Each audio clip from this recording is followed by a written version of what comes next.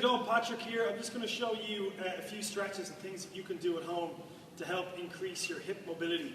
Hip mobility is one of the reasons why some people doing the class might not be able to get low into the squat. They might not be able to keep a nice strong flat back at the bottom of a squat or at the bottom of a deadlift. And maybe some people can even be kind of pulled forward in certain positions, especially kind of when they're running.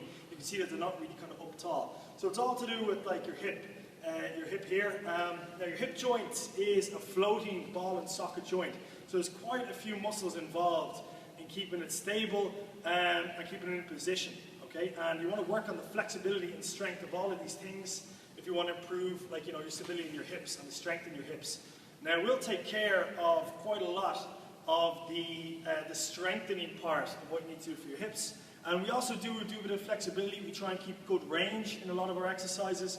But some people just might need to do a little bit extra at home. And indeed, everybody who does these exercises and stretches will feel a little bit of benefit from it. Okay, whether it's depth in the squat, power in a run, you know, extra height in your jump squat, you know, it will pretty much benefit you in some way. Okay, so we'll start off with some of the more like unorthodox stretching exercises you can do. So I've got a plyometric box and a kettlebell. You don't need a kettlebell or plyometric box. You just need essentially some sort of a weight that you can hold on to and something you can get your kind of leg up on. Okay, so we'll start off the kettlebell first. Now, this is a really good one for sort of mobilizing your groin, okay, and helping you get like nice and deep into your squat. Okay, so I'm going to give you a bit of a side profile here. So you're going to come wide, nice wide, into like a sumo squat position. Okay, now try and stay as upright as you can. You're going to squat down.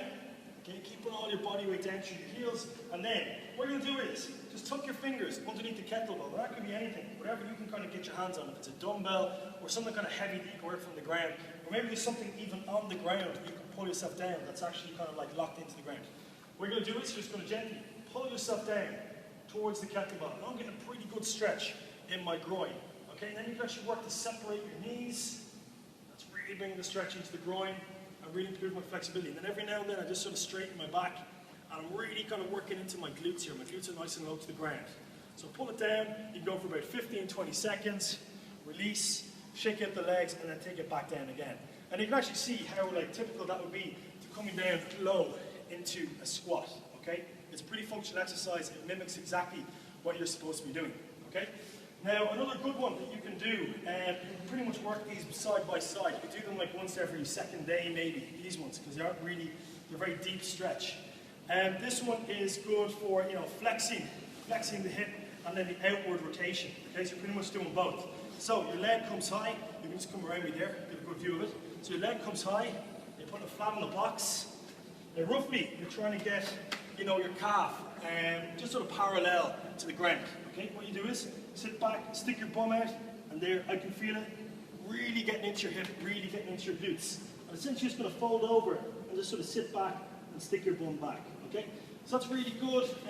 Working at the hip, obviously you're going to do both sides. So maybe 15 seconds on one side, swap it over, and then go left, right, left, right. You can do that maybe 3 times, 15 seconds in each, just like the kettlebell one as well for your groin. Okay, so that's really good. You can see that like you really sort of open you up and like take yourself out, like really working into the groin, which is pretty important for like you know, good flexibility and range in your hips. Okay, next what we're going to do is some of the more basic stretches. Let's move this out of the way. So the basic stretches that you want to do is you pretty much want to work everything that does sort of correspond to your hip. Okay, so the actual flexibility in your quads will be more about your knee. We're going to throw it in there because it's also a very important thing to do. Okay, and this one will just be just upright. Pulling the leg back. If you can double hand it, you can.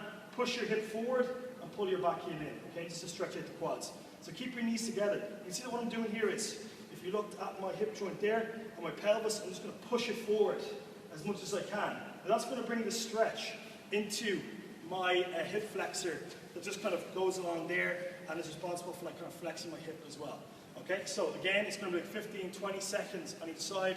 These sort of static stretches you can hold for kind of pretty much as long as you want, and you can kind of do them daily. Okay, so do both sides of the quads. Okay, and next is hamstrings. Really going for the hamstrings. With beat 2, come down towards the ground, step on your fingers. Okay, and then try and tuck as much of your hands in as you can, And then exhale, look forward, and then go 2. Straighten your legs. Now bring it to a point where you can't exactly get your legs straight. Now if you're holding on there, you can straighten your legs. You need to get further down to the ground, push your toes down, and then work to straighten out your legs. Okay, so you can actually brace back, hold that position for like 10 seconds, then release, go for another 10 seconds, and release. Okay, and just work it there for, about a couple of minutes. And then eventually, your legs will become straight, and you improve the flexibility in your hamstrings, which does tie in into your hip joint, okay, into your pelvis. Okay, so the next one, if you want to do this, you can alternate this on the days that you do the ones I showed you there on the kettlebell and plyometric box. This one's directly working into your groin. So you sit down, pull your heels in, back nice and straight, and then exhale as you slowly push your knees down towards the ground. Really working in. Feel a real burning sensation there. Don't start off too heavy, just kind of jerking down. Nice and slow. And then what you can do is you can resist it, try and pull your knees up, and then down a little bit slower again. Okay? So that working into resistance, you do maybe 3 times. Go to fight it. Fight the pushing down with the elbows, and then release a little bit deeper, and find to get a little bit deeper and deeper into it each time. Okay? And then, next one, so leg over the knee, and then pulling your knee up towards your chest. Okay? It's pretty good to keep your hips sort of on the ground and not sort of kind of roll over. Just keep it on the ground and keep pulling your knee. And you can actually apply pressure, knee coming towards your chest, and that's going to work into your hip. So again, about 15-20 seconds in each, and then you can swap it over. Okay? So the last one I'm going to show you is for your hip flexors. Okay, this is actually a pretty good one that you would work against the wall. So if you just want to come right here, just so you can kind of get nice and close to what I'm doing. So you would start off by picking a knee and taking it back, sort of almost upside down and very close to the wall. So you're going to kneel at the wall, put your foot up against it, and then from there, you're basically going to come into a good lunging position, and then nice and slow, just come upright. That's giving me a big stretch in my hip flexor. I'll swap the legs over so you'll be able to see exactly where I'm working. So, bring it right into the hip flexor. You swap it over. So knee comes against the wall, bringing it forward, and this one feels a little bit tighter actually. I would have thought it'd be the other way around. So, really in there, you should feel a big pull, big stretch in at the hip flexor. And basically, if you don't feel it, what you can do is think about grabbing your hip. Think about your pelvis being like a bucket of water, and just tilt it back, okay? Don't pour it, tip it back, and then that really accentuates the stretch. Because my hip flexor ties into your pelvis, so when you pull your pelvis back, it increases the stretch. And it's just going to keep working back and back and back, and really just help to increase your overall hip flexibility, especially when you're doing squats. That's a big one to kind of work in, be like the hip flexors and the groin, okay? So, do them about 15-20 seconds and everything. The actual static stretches, not the kettlebell in the box, you can do every day and pretty much as you like.